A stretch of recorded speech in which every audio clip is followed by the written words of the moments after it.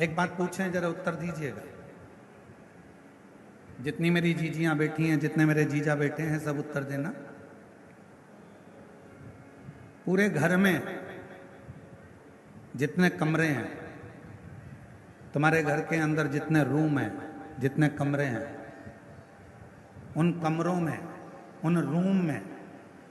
सबसे अच्छा रूम, सबसे भरा हुआ रूम, जिस रूम में सबसे ज्यादा आनंद आपको आता है रुकने में, बैठने में, बोलने में,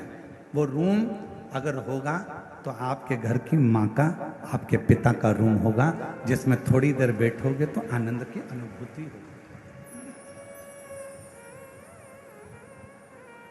अपने माता पिता का रूम, अपने माता पिता का कक्ष,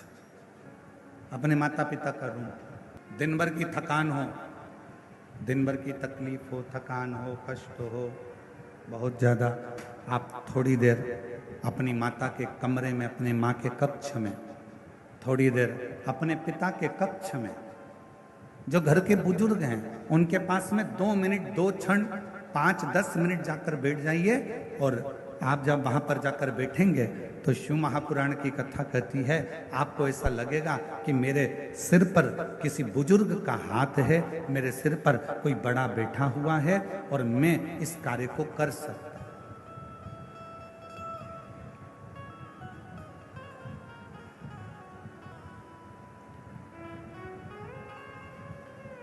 एक श्रेष्ठता का अनुभव, एक अच्छे का अनुभव आपको होगा। और जितना अपने माता पिता के कमरे में, अपने माता पिता के कक्ष में जाकर आपको जो आनंद की अनुभूति होगी, शिव महापुराण की कथा कहती है, वही आनंद की अनुभूति आपको देवाधिदेव महादेव के देवालय में जाकर, शिवालय में जाकर एक लोटा जल चढ़ाकर प्राप्त होगा। वही की वही।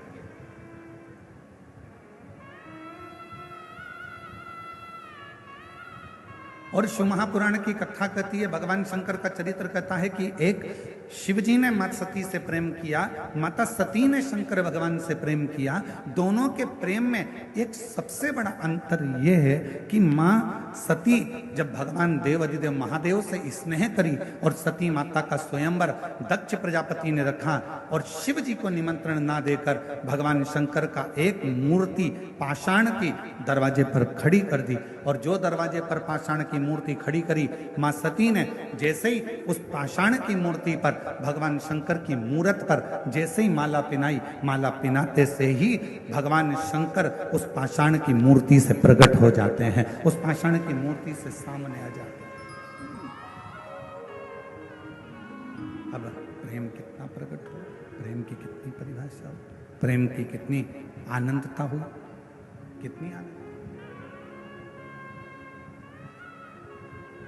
शिव महापुराण की कथा कहती है, यदि आप भगवान देवाधिदेव महादेव से स्नेह करते हो, प्रेम करते हो, शिव को अपना पिता मान लेते हो, भगवान शंकर को अपना एक आनंदमय भाव मान लेते हो, और शिव जी के मंदिर में जाकर आप जब एक लोटा जल समर्पित करते हो, शंकर भगवान से अपने मन की बात कहते हो, शिव जी को अपने हृदय की बात जब श्रवण कराते हो, दुनिया की दृष्टि में हो सकता है कि वो पाषाण हो, दुनिया की दृष्टि में हो सकता है कि वो पत्थर का शिवलिंग हो, दुनिया की दृष्टि में हो सकता है कि वो एक पाषाण हो सकता है, दुनिया की दृष्टि में केवल एक पत्थर का एक मूर्ति हो सकती है, शिवलिंग हो सकता है, पर शिव महापुराण की कथा कहती है, जब आप दिल से, प्रेम से, स्नेह से एक लोटा जल शिव को समर्पित करते हो और अपने मन की बात कहते हो, उस समय पर शिव पाषाण के नहीं रहते, पत्थर के नहीं रहते, मेरा ओघड़दानी आपकी बात सुनने के लिए आपके सम्मुख में हालाजुर विराजमान हो जाए।